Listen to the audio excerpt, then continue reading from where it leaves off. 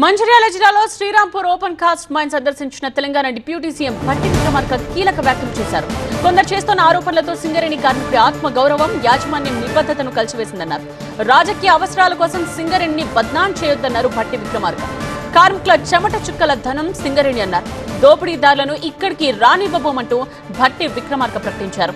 ప్రతిరోజు 10,000 మెట్రిక్ టన్నుల బొగ్గు ఉత్పత్తి చేస్తున్నట్టు అధికారులు ప్రకటించారు.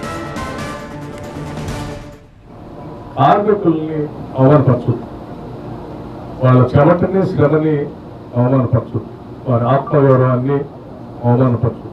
నీ రాజకీయాల కోసం తెలంగాణ భవిష్యత్తుని, తెలంగాణ ఉన్న అతిపెద్ద ప్రభుత్వ రంగ సంస్థని నీ రాజకీయ అవసరాల కోసం, స్వార్థం కోసం ఇటువంటి కార్యకలాపాలు చేయవద్దని చెప్పి మాత్రం చాలా స్పష్టంగా వారు చెప్తూ, సింగరేణి అత్యంత పారదర్శకంగా, ట్రాన్స్పరెంట్ గా పనిచేయటమే కాదు, ఇది ప్రజల ఆస్తి, తెలంగాణ ఆస్తి.